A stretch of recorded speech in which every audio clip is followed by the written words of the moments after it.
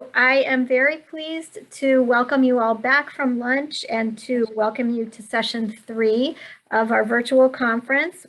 We are very proud to have Pat Beierwaltes here. She is an associate professor at Minnesota State University Mankato, and she's going to do a presentation for us today on working towards bowel continence.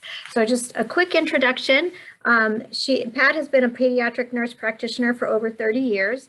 She served as the coordinator of the Myelomeningocele Care Center at Children's Hospital of Michigan for 15 years and wrote the grant landing the clinic on the National Spina Bifida Patient Registry. Patricia started and led the annual Spina Bifida Conferences in Detroit from 2001 to 2015 and developed protocols and research agenda. She co-chaired the effort to write the guidelines for the care of people with spina bifida and acted as team lead for sections on bowel management and skin integrity. She is currently working with the Spina Bifida Association and bowel management specialists on protocol for bowel management and spina bifida. Patricia is currently an associate professor at Minnesota State University of Mankato and director of a charitable pediatric clinic. As an educator, she continues to share her passion for caring with children with spina bifida. Her presentation will be followed by an opportunity for question and answer, so please type your questions either into the chat or the Q&A feature at any time during the presentation, and we'll address them at the end. Captioning, again, is active and available for anyone who needs it.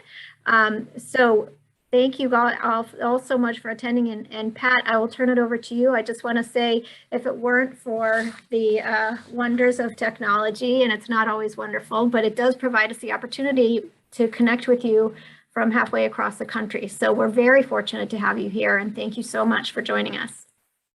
Well, thank you for having me. I would have loved to have been in New England because I've heard the colors are just unbelievable this year. So I hope you're all getting out and enjoying that a little bit. We've been blessed here in Minnesota too. A year ago, yesterday, we had a foot of snow, and today it's sunny and beautiful, and we are also just enraptured by the fall colors. It's spectacular. So as Jean said, I came from a clinic in Detroit where I coordinated care for over 300 children and young adults with spina bifida. And we had a very proactive approach to bowel management and really didn't allow our patients to go, nah, it's okay. We wanted it always to be better. So, so that was, I think, what set me on this path and got me so involved at the Spina Bifida Association and nationally with organizations that promote bowel management. So I am on the COPAS Bowel Management Advisory Board, and that's my one disclosure. So 2 or 3 years ago, the Spina Bifida Association asked parents of children with spina bifida how big of an issue is, and then gave them the blank to fill in. And as you can see, bowel continence came up as the top issue, with 50% of the people ranking it as being a very big issue, 35% ranking it as somewhat of an issue, and only 16% ranking it as not much of an issue. So, yes. I'm wondering if you can make the slide bigger. Maybe if you click on it, it's just looking small on, yeah, to do the full screen. It's looking small on our screen. Let's see.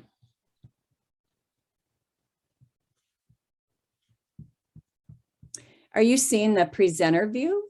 I can see the picture that I see is largest slide, a whole bunch across the bottom, and then one on the right. So it's okay. Yeah, all maybe click right. show presentation. Actually, what I'm going to do is change up then how yeah. Is that better? Yes, perfect. Thank you very much.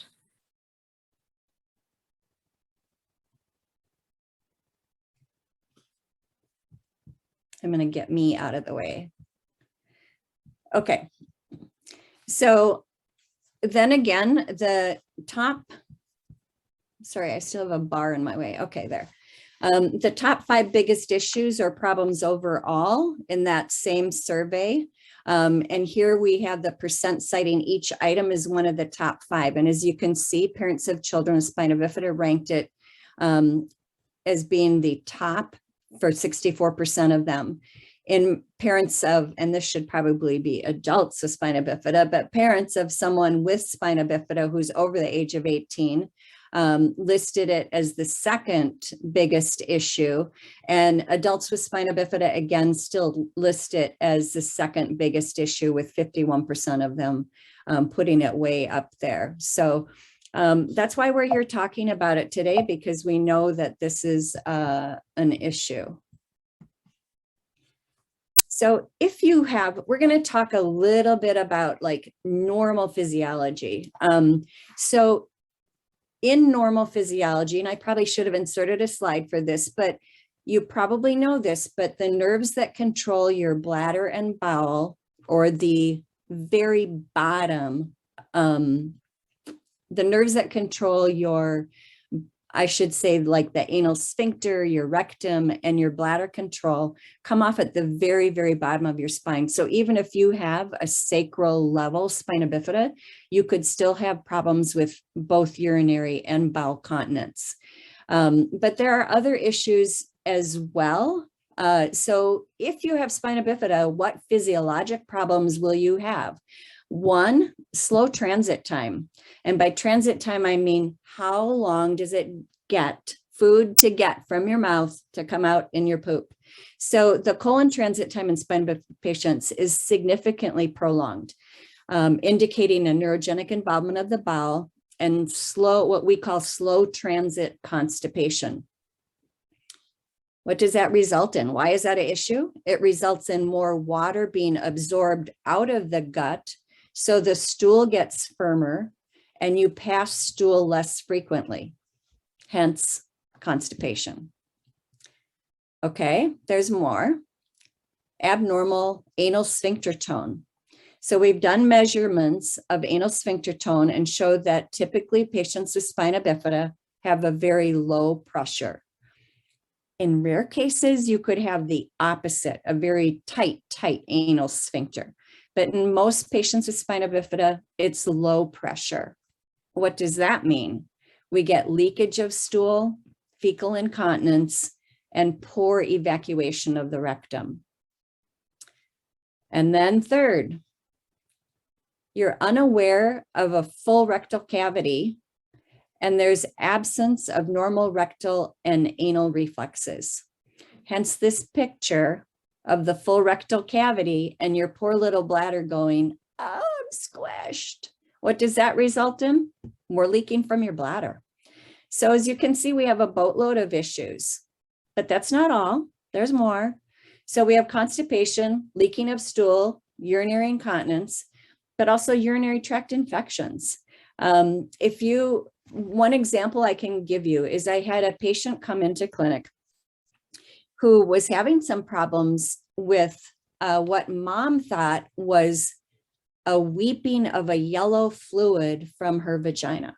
And she was too young to have started her periods. So I said, I think you're gonna have to bring her in so I can examine her and take a look at it.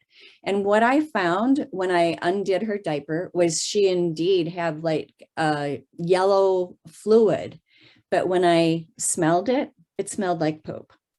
And when I examined her rectum, it was full of hard, round stools that were weeping this yellow fluid.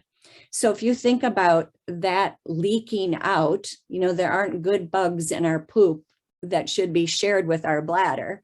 And all of that going into your perineal area, that's why you can have more bladder infections. It can also happen to guys. Women, girls aren't the only ones. It can happen with boys too. You can also have shunt malfunction. You know, most people with shunts have a ventriculoperitoneal shunt. So the fluid is draining into the peritoneal cavity.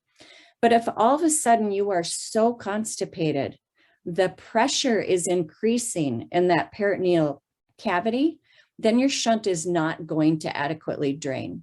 So if a patient, and I'm sorry, I missed the lecture before mine on hydrocephalus, but if a patient comes in with a shunt malfunction, almost the first thing you do is check to see if they're constipated. You also have the potential for skin breakdown. Anytime you have a moist, damp environment, and especially if there's fecal material against your skin, you have a higher risk of skin breakdown. And it's not pretty, and it's really difficult to clear up. Certainly you have lots of social opportunities, even from the young kids, you know, who might be wanting to do sleepovers with their friends. Of course, in the midst of this pandemic, I don't know that anybody's done any sleepovers, but even for young kids, there's lots of social opportunities. You can develop hemorrhoids, certainly from the increased pressure of the stool in the rectal vault, and you can develop anal fissures as well. So lots of problems related to having spina bifida and constipation and fecal incontinence. So if you want to, maybe I shouldn't say if you want, when you're ready to do your bowel program, and hopefully that starts from like literally the time you're a newborn, your goals are to prevent constipation and improve bowel continence. I almost want to change that to gain bowel continence. You also want, you're doing it because you want healthy bowel function, you want adequate bowel emptying, you want maximum participation in society. You don't want to sit out because of your neurogenic bowel. And you want to be independent according to your individual abilities. And that's not just independent in life, that's independent in doing your bowel program. And so we're going to talk a little bit about that today as well. Yes, these are our goals. Okay, now step 1, keep a bowel habit diary or tracking record for 3 weeks. Even if your calendar looks like this little square over on the right side, try to keep a diary. And this is just a simple suggested tool that you can use that shows when did you have a bowel movement? What time of day was it? Where was it? Toilet, diaper, incontinence. What was it? Hard, soft, loose? How did it pass? Was there straining, or did it just like, was it urgent, or did it just like fall out on its own? And then was there anything that contributed to it? Exercise, certain fluids, fibers, medications. And we're going to start to sort some of those out in a little bit more detail. So if you're a clinic nurse carries around a Bristol stool scale, kudos to her. This was our urology nurse practitioner, Debbie McWilliams, who always kept that in her pocket. So for her birthday, I decided to make a cake of the Bristol stool scale. So I didn't always have a stool scale in my pocket, but I would talk to the kids about what does it look like? Oh, it's don't let them say, oh, it's normal. I would say, no, does it look like little rabbit turds or marbles? Does it look like a bunch of grapes? Does it look like corn on the cob? Does it look like Italian sausage? Does it look like meatballs or chicken nuggets? Is it loose like porridge, or does it look like chocolate syrup or gravy? So start thinking about those things when you're looking at your poop or your child's poop, because that's going to really help you sort out what you need to do. So this is an important part of your 3-week history. So bowel management basics, and these are just some things that I want you to remember as we're talking about bowel management today. And I put these stairs in here for a very good reason. We're taking one step at a time. So one intervention at a time. So for example, I wouldn't start like Senecot and Miralax at the same time. I would start with one, wait 2 weeks. If that doesn't work, move up to the next level of intervention. So some interventions may take longer than 2 weeks to determine the benefit. So for example, if you've worked down this decision tree that I'm going to show you in a little bit, and you've gotten down to where you have to use a cone enema, which can come fairly quickly, then realize that you're habit training your bowel to respond to this, and it might take more than 2 weeks. So don't do an intervention today, and then because you had incontinence, the next day give up on it. Be sure you're giving it time to take effect. So this is a decision tree that me and my colleagues put together. We're starting at the top here with constipation and bowel incontinence. And then if you have neither of those, then keep doing what you're doing. Continue healthy eating, regular exercise. If you have constipation and incontinence, then we're going to start by looking at fluids, fiber, timed bowel habits, and exercise. So let's take the next step down and see what that looks like. We're going to focus on fiber, fluids, and food triggers. So first of all, for fiber, an easy way to think about how much fiber a child or an adult needs is do it in multiples of 5. So toddlers typically start at 20, and then early school age, 25, and then tweens stay at 25 for females, but 30 for guys. And again, for adults, men 35, but 25 for females. If you have spina bifida, I actually have no problem at all going up to 30 for women as well. But your body's going to tell you like how much you really need. So one of the things to consider when you're adding fiber is it a soluble fiber or an insoluble fiber? So an insoluble fiber isn't dissolved in water and it's not absorbed. So a soluble fiber adds bulk to your diet.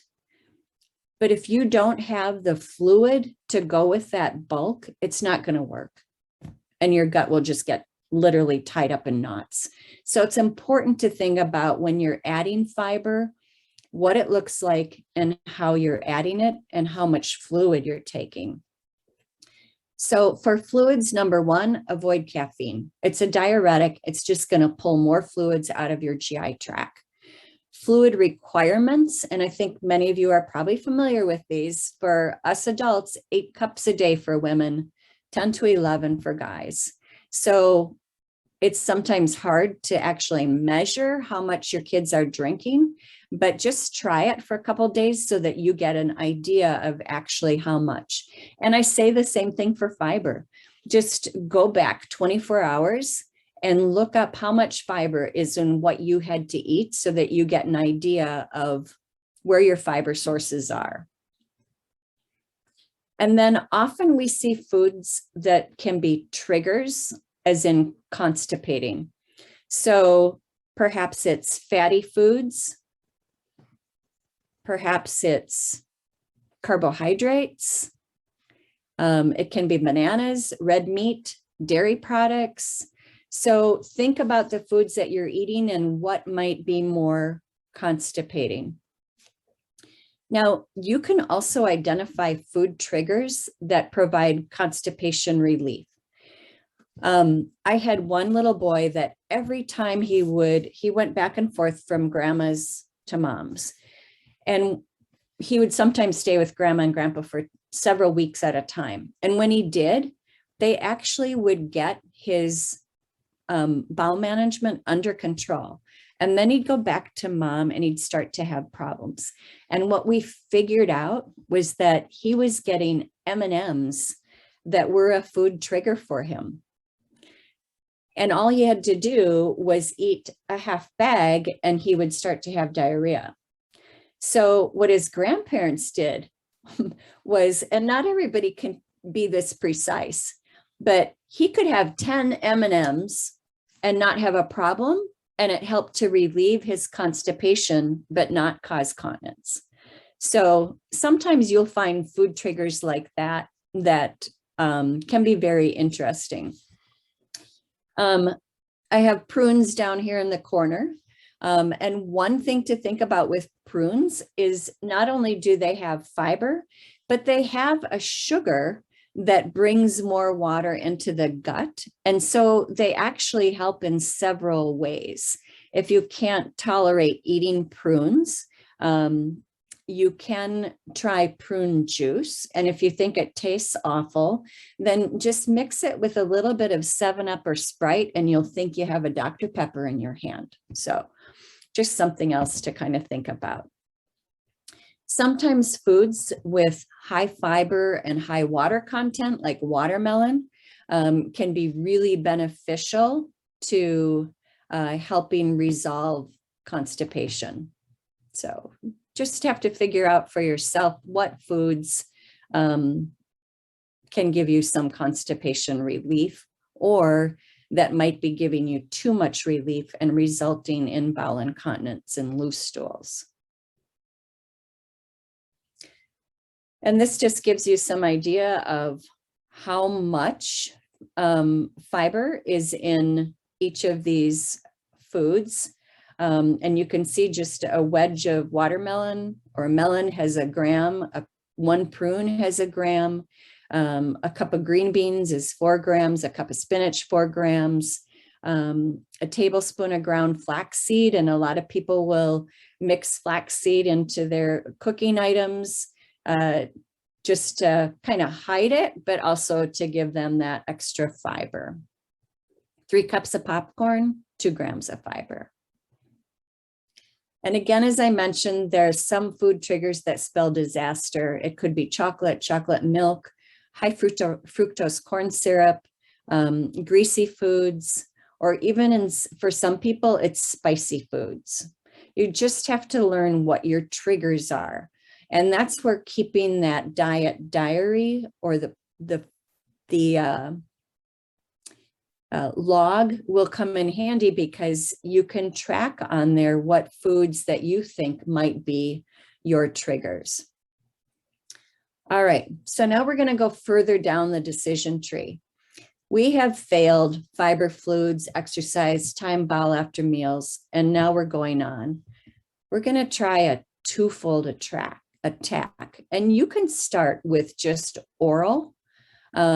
So perhaps you're trying in infants, breast milk, Little Tummy's laxative drops, which is a Senocide or Senocot syrup. If the above fails, you could actually go to polyethylene glycol. Many clinics have used this in children as young as 6 months old. A simple rectal stimulant is a glycerin suppository. You can buy a jar of them at a grocery store for $2. You can cut them in half with a little knife and just use half for really tiny babies. But also think about giving some help to them through positioning. So flexing the hips and the knees toward the tummy, or doing abdominal massage. The same step for management of toddlers in preschool. Again, most often a stimulant laxative like Little Tummy's works well. And if that doesn't work, then try Miralax or Glycolax, it's also called. And other options might be a lactulose, and lactulose is an osmotic laxative. So both Miralax and lactulose are osmotic laxatives. And by that, I mean that they pull fluid into the gut. And the one caution I would put about lactulose is that some patients report too much bloating and gas related to use of it. But for others, it works beautifully. So you just have to figure out what works well for you. And again, for a rectal stimulant, if you need both, a glycerin suppository might work, but more often you're going to be jumping to the Enemy's mini enema, or even to like a balloon enema. And then don't forget timing. So offering, if you've done that like diary for 3 weeks, you kind of know what your kids' patterns are. And I'm going to say just for toddlers, even a normal toddler, if you look at them wrong, their bowel habits change. So don't get discouraged with toddlers and preschool kids, because there are all sorts of nuances that just normally come. But learning their habits can be really important. Sometimes you'll see that they just want to be in a quiet place, and you'll see them squatting if they have the physical ability to do that after the evening meal. So then jump over to timing that with a bowel time and make it fun. Be sure their feet are resting on the ground or a step. Let it be 15 to 20 minutes. Maybe you sit and read a book with them. Maybe you do song time. Maybe you give them an iPad, and let them watch 15 minutes of their favorite Paw Patrol show.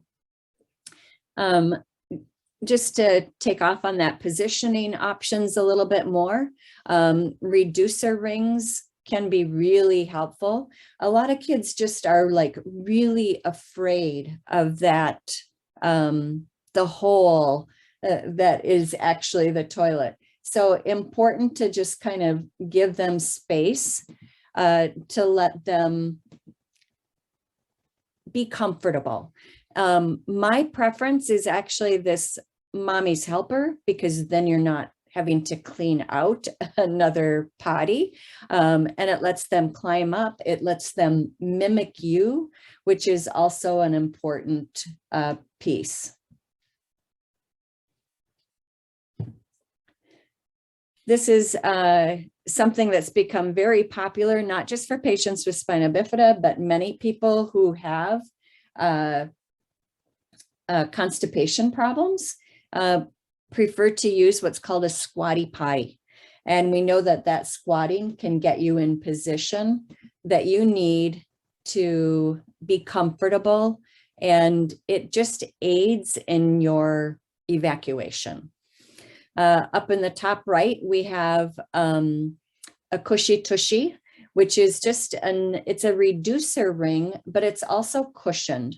So it does give the child a little bit of more comfort related to sitting on a potty. All right. And then for school-age children, again, you're likely going to be using a stimulant laxative or an osmotic laxative like Miralax. Rectal, usually the mini enema, the enemy's mini enema. And again, don't forget to use toilet time. Encourage them to habit train, which is what you're doing. Have them sit on the toilet, lean forward, rest their arms on their thighs, put a stool there or a box or something so that their feet are up, and then have them lean forward even, and grasping their ankles also helps.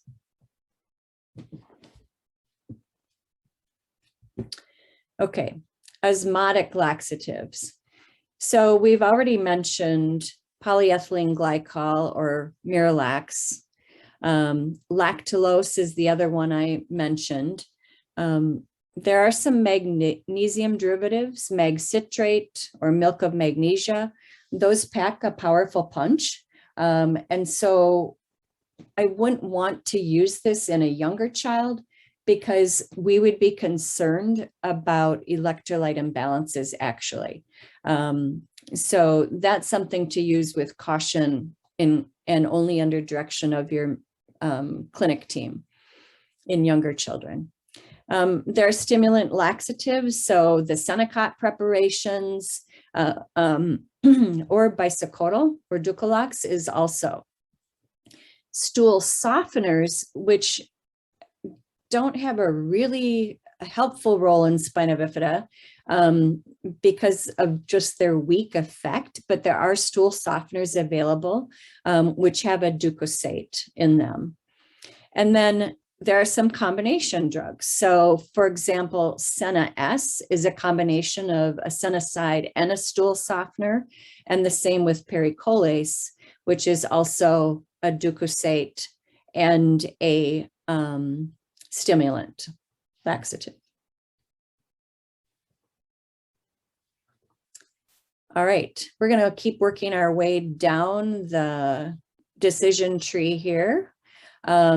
So now let's talk a little bit about, we're headed to cone enemas. So this is a very simple picture of a cone enema.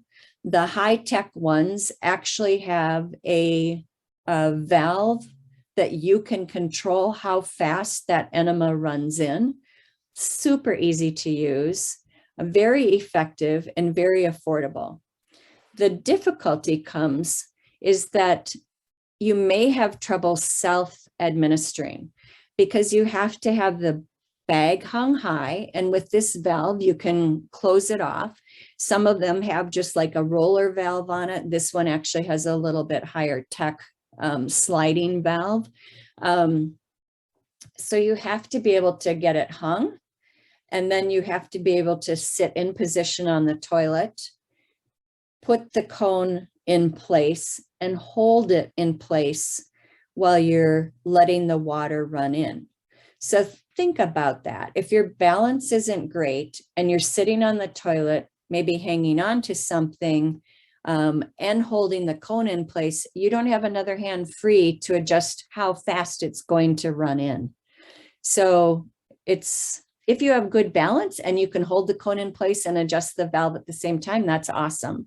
And for some patients, I say, try leaning forward so that you're resting on your knees. And that way you have to worry less about your balance. But again, it can be tricky to self-administer. It usually takes, after you've administered the water, 30 minutes to evacuate. So although the water can run in fast, it's going to take a while for your gut to or your rectum to just kind of clean itself out. Now, we can certainly add things to those bags. It might be glycerin, and our suggestion was in like a liter of water to use 30 milliliters of glycerin. It might be baby shampoo, and I'm sure that you've heard of the, soap enemas. So baby shampoo, using a teaspoon in 500 milliliters, or salt, a teaspoon per 500. And we know that saline can kind of help clean out the rectum a little bit. You might add a Fleet's bisacodyl enema or mineral oil. Now, one caution, if you are buying a Fleet's enema, these three, saline, mineral oil, or bisacodyl, would be preferred. There is also another one that has a phosphate in it. And for pediatric patients, I always recommend staying away from the phosphate enemas, because if a child's has a tendency at all to be dehydrated or anything, you can end up with an electrolyte imbalance that's pretty wicked. So I would say try to stay away from those. All right, cone enema, maybe it's working, but you're not independent. Or maybe it's just not giving you as good a clean out as you want. So then the next step I would take would be a transanal irrigation system. This is a picture of the Peristine system. I left clinical practice at the Spina Bifida Clinic in 2015. So I've been away from that clinical practice, but while there, we had just started to use the Peristine. And the youngest child that we had used it on was 3, with just incredible results. So it can be very effective for any age. The positives, easy to use, and the training is super simple. We would bring, as do other clinics, bring the child and all the equipment into the clinic, go into a bathroom together. Yes, another poo party. So go into the bathroom together And then figure out, you can see this black bulb here. That black bulb, when you have your dials turned right, will pump up the balloon that's in this catheter. And I had one patient decide to test her equipment at home, and she popped 3 balloons before she even came in to see me. She just had a very powerful grip. And so another reason to do it with your clinic team is to figure out how much of a pump will give you what's needed to close off your rectum without popping the balloon. So it is effective, but again, remember, you need to be trained. It's very portable. This bag totally folds up and collapses. So, you know, it folds into a very small, almost like laptop size device. Greatly improves your quality of life. You can use simple tap water in it. The cons are the cost. Not all insurers have bought into it yet, but your clinic team should work with the Coloplast team to work on getting that covered. And the big cost is these catheters, which are not reusable. The whole rest of the system you can reuse, you know, for a very long time. So it's just important that you work with your clinic team, and Coloplast will support them in helping you figure out how to get this covered. So how does this work? So this is a plastic rectum here. And when the catheter is inserted into the rectum, the balloon is then inflated. And then you turn the dial and the water can be pumped in. And then once the amount of water that you need is pumped in, then you open the balloon, let it relax, and this catheter will fall out, and then water and stool will be evacuated. Now, I've added a link, but you can go to YouTube yourself and watch the video on how simple and easy it is to use. This is actually a nuclear medicine scintigram study that shows what stool might look like in the colon before. And this shows you, so this is your transverse, this is your descending, and this would be your rectum. This shows you how far up this actually cleans. So that's a huge plus for using this, is that you're going to get a much higher clean out than you will with any routine enema or even a cone enema. So just to put in and this is coming out of my own experience, not any bias that in fact, I didn't know Coloplast was paying for this lecture today, but your peristeen outcomes have been studied. So this is a group out of Gillette Hospital in Minneapolis. They saw significantly improved bowel symptoms and satisfaction with peristeen use in pediatric patients with neurogenic bowel. The majority of their 50 patients were spina bifida patients, with a few with spinal cord injury. The longer the patients used peristeen, the greater reduction in the severity of their neurogenic bowel. And I don't mean that neurogenic bowel goes away, but all those symptoms that we talked about are what go away. And the greater their satisfaction with bowel management. And this is another study. A total of 109 patients were studied. All had myelomeningocele, were started on peristeen, and a follow-up of 2 years later, 101 patients achieved complete stool continence, and only 8 were considered failures. So you can see this should be like something that's available to you. So keep it in the back of your mind as another tool or trick. So if you have failed the peristeen, there are other options that your urologist would become involved in. In some cases, it's a colostomy, and we're going to talk about each of these in a little bit more detail. It might be an antigrade continence enema or sacral nerve stim or modulation, and I don't have a lot of data on that, or a colostomy. So if you think of this as being your abdominal wall here on the left side, this is called a chaite tube. So it looks like a little curly pigtail, and it's actually put in usually in interventional radiology, and it goes right through the surface of the skin into your intestine or colon. And you can see this again is just a picture of what it looks like. This is what it looks like on the outside. So it's just a simple, and it's very flat, very small. This little trap door opens and closes. And this is where it would most commonly be sent into your colon. So there are definitely some advantages of using this, because as you can see, this gets hooked up to an enema bag, and then fluid is pushed through from your ascending, transverse, descending colon out the rectum.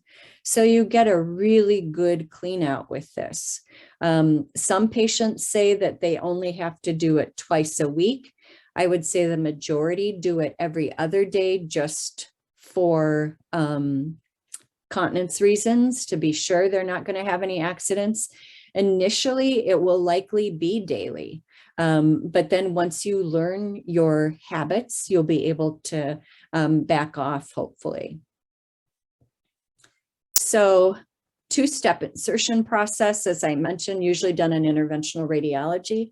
It can be done as an outpatient and less likely to have stomal stenosis than you are with the surgical option of a MACE. More likely to be independent than with a cone because it's simply plugged in. In some cases, there's leakage around the site. And if there is, then your clinic team really has to look at how constipated you are. You may have cramping with some peristalsis, but that's unusual. If the chaite tube is used, as I showed in the previous picture, you will need an adapter, and it gets changed out every 6 to 12 months. All right, antigrade continence enema, usually done by the urology team, but maybe general surgery, provides benefits similar to the colostomy, but without the external device. Surgery is similar if you're familiar with the Mitrofanov for continence purposes, but it could be a laparoscopic surgery, which makes it a whole lot easier. With an antigrade continence enema, you can use larger bore catheters, and you literally use a Foley cath or a simple urinary catheter to put in. So you catheterize it like you would your urethra. You do have to do it daily because that little stoma has a tendency to actually like close up. And then in some cases, the tract can get tight and constricted, and you have to work with urology to dilate it and get that back out. But as you can see from this, I'm not going to go into a lot of detail, but a little piece of the intestine is taken, leave the blood flow intact, and it's split open, folded into a catheterizable channel that goes from the surface of your skin into your colon. So pros, benefits similar to colostomy, but without an external device. You can use the larger bore catheters, more likely to be independent than with a cone enema. The cons, it's a surgical procedure, potential for leakage, requires daily catheterization, and a potential for stomal stenosis is there too.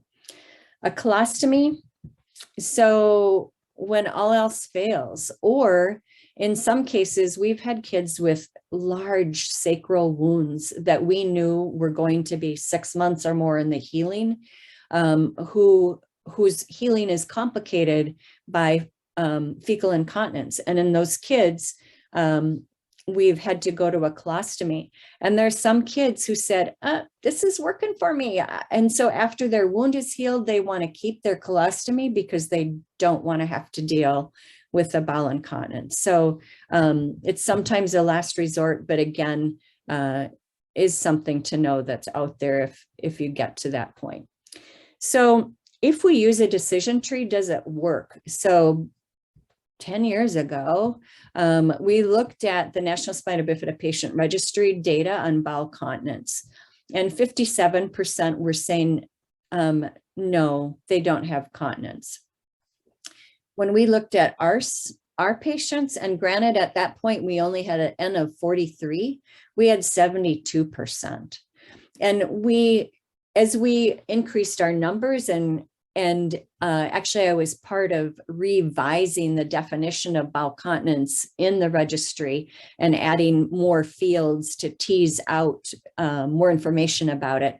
That number didn't hold up, but I think the reason our numbers were so good is because everybody in our team was on the same page.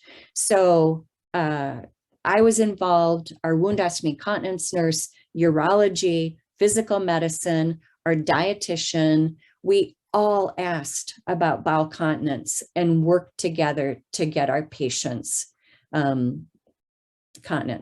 All right, some final tips. Recognize it's going to be a problem and it can be managed. Don't let it control you. You control it. Continence is possible. I should put that in bold letters. Habit train. What we're really doing, we're not curing neurogenic bowel. We're habit training our guts to go every day at the same time or every other day at the same time. Keeping things on a schedule are going to be huge for keeping continence an option. Find the best time of day to have a bowel movement, and that's usually going to be 30 minutes after a meal. Be persistent. Never, never give up, said Winston Churchill, and said Pat Beierwaltes. So never, never give up. There's always more that you can do. So a couple other resources that I hope you'll take a look at. This decision tree for bowel management is also published in the Journal of Pediatric Nursing, so you can find it there. And you can also find more direction in the guidelines for care of people with spina bifida. This has also been published in the Journal for Physical Medicine and Journal of Pediatric Physical Medicine and Rehabilitation. So, but you'll also find it on the Spina Bifida website as a resource. Okay, I think I allowed a few minutes for questions, if you have any. Thank you so much, Pat. That was really, sorry, my video's not coming back on. That was really, really thorough and really interesting. It's not easy to talk about poop, so very well done. How come I got the poop topic? I think you raised your hand. So yeah, let me just check if there are any questions in the chat. Definitely people echoing the question about checking shunts when there are bowel issues, as well as just how important the bowel diary is, especially when your kids are young. So anybody that has questions, feel free to put them in the chat or the Q&A. But, you know, I'm curious, Pat, after you sort of get to a place where you feel like you have good management of your bowels, is that, do people have to change as they evolve? I mean, is it affected by aging, or, you know, are there times where you have to sort of restart the process and find a new strategy? Good question. So if there's a change in your bowel habits, then go back to that diary and see if you can figure out what it is. You know, as we get older, our tolerance for example, lactose becomes an issue. And so for some older spina bifida patients, and by older, I mean like you could be 40.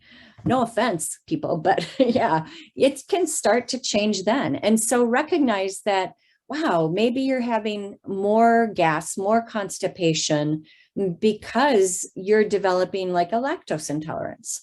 The other trick, and I didn't put this on here, is if you feel like you're stuck and you can't figure out where you are, then do a clean out. And it's super easy to do a clean out either with Miralax, combined with your, you know, some enema solution, and just get cleaned out and start over again. And that will help you figure out like where you are. The other trick that I tell parents, if they're stuck and they're like, oh, I don't know where I am, give them corn to eat. And not only is it a good bulk laxative, because it's one of those more insoluble fibers, you'll see the corn come through in your poop. So think about how long did it take?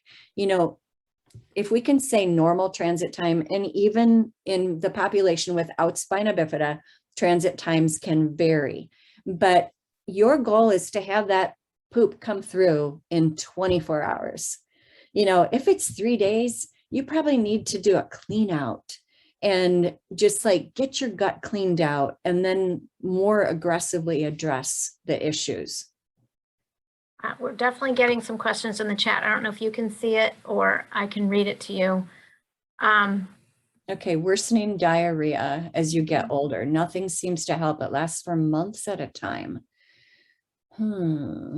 I guess the first thing I would do is take a real close look at your diet and see if you can find triggers.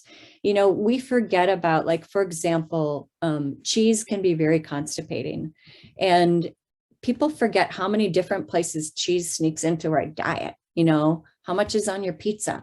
How much is on your cheeseburger? So I think I would take a really close look at your diet, and go back to be thinking about those triggers that spell disaster that I mentioned, because those triggers that spell disaster may be like fatty foods,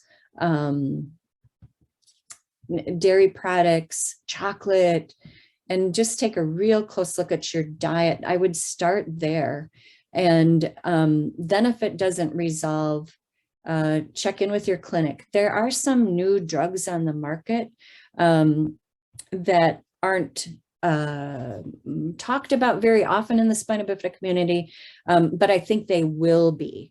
I'm thinking the trade name is Antizio, but you'll see that some of those newer drugs that are used like in IBS, and that's the other thing to think about. Could you have irritable bowel syndrome? And some of the symptoms may be hidden because you have spina bifida and you don't have the best sensation or awareness. So I guess that would be my take on that. I hope that answers it.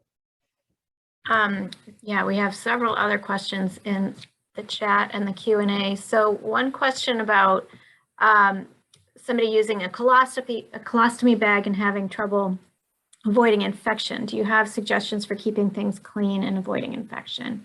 So I guess my first question would be, if it's an infection at the site of the colostomy, it may be related to how tightly the wafer that goes around the colostomy fits.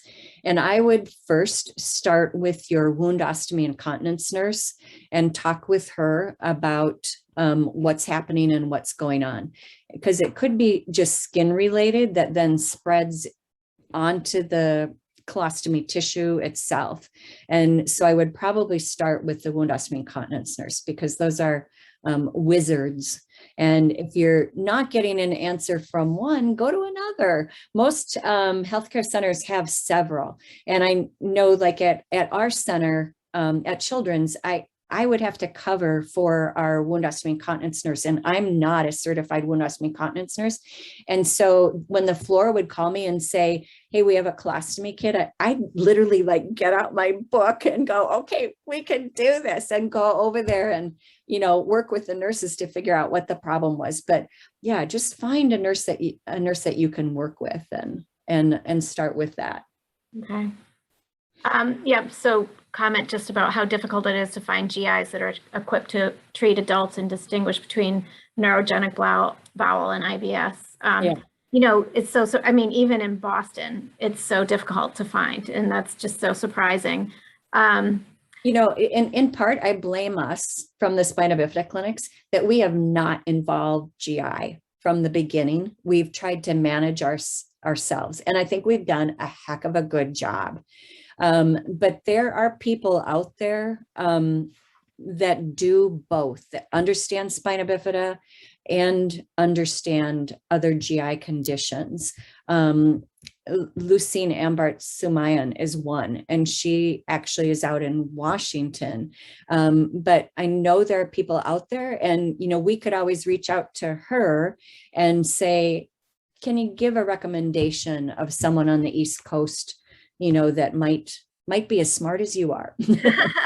I mean, I think that would be an incredible project that, you know, as chapters and the national organization could work together on to really start to develop some kind of database really for adults to access, even if they're not people specifically in their area, just a place to start, and maybe would eventually lead to a referral. That the challenge of finding care for adults is really surprising in 2021. Yeah. Let's see, I think we have more questions. Does the constipation program include adults in their 40s? And if so, where can they find that help? So you could really take that decision tree that I presented. You know, ideally, it starts when you're a new baby, with spina bifida. But realistically, there are many adults who didn't have the care that they needed at a young age, and now they're adults. And so I would still say you can use that decision tree to try and figure out where you are. And not all those tools and tricks work for everybody, but you have to start somewhere.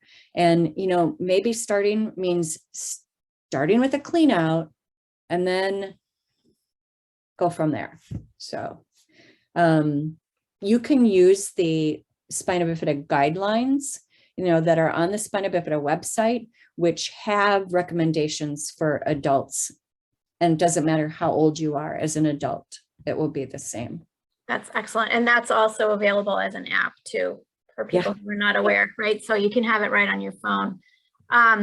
Another question, not spina bifida related, a COVID long hauler that affected the bowel only, not the lungs, constipation for 10 months, allergic to Miralax, and then E. coli and diverticulitis. Any suggestions about calming the colon and to get to go without hurting the colon? How long might this last?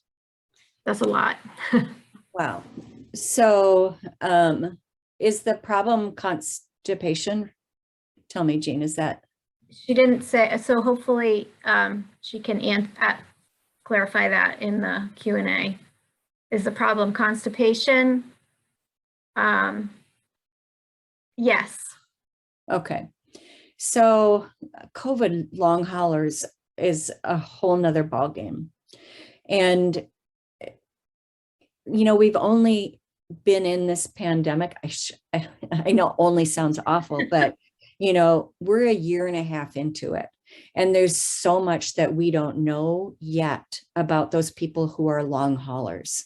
But there are now just some, and for those of you who have published, you'll know this, it takes forever to get an article published. So, you know, we're not seeing a lot yet in the literature, but I would encourage you to start, you can just like start Googling it and see what other people are reporting is working for them, because so far it's hearsay. It's, you know, we don't have data on it yet. So I wish I had a better answer. I have a brother-in-law who's a long hauler, and it's tough. It's tough. Well, and I suppose there's no downside to trying that decision tree and just, as you said, try to if you don't, it's so rare that people don't tolerate the polyethylene glycol but have a reaction to it. But it does happen. So if that happens, you know, the other option would be to look at the you know, the stimulant laxatives, or as I mentioned before, lactulose is another osmotic laxative that works similar but is chemically different than polyethylene glycol. So that might be an alternative if that's a problem. Awesome. Well, unless there are other questions, I'll check the chat and the Q&A one more time, but it seems to me, you know, the big takeaways are there's so much, you know, so much more is known about this and how to manage it than particularly for our adults who are on the call that, you know, from when they were children. And so I think the resources available that you've presented and through the guidelines can be really helpful in, you know, really almost starting over square one and figuring out a program that will be successful for you going forward, depending, you know, no matter what age you're at. Thank you. Thank you for letting me share. And Jean, I will shoot an email to Dr. Ambart-Sumayan and see if she has any suggestions for a GI on the East Coast that understands both, specifically. That would be incredible. Thank you. We would be really grateful to be able to share that name with people here, and every doctor is not a fit for everybody, but at least it's a place to start, and we'd be happy to be able to provide that at least. So Pat, thank you so much. This has really been phenomenal for us, and we appreciate your time across all of this distance, half of the country. So I hope you enjoy the rest of a beautiful afternoon out there in Minnesota, and thank you so much for being with us. Okay, thank you. Take care, you guys. Thank you.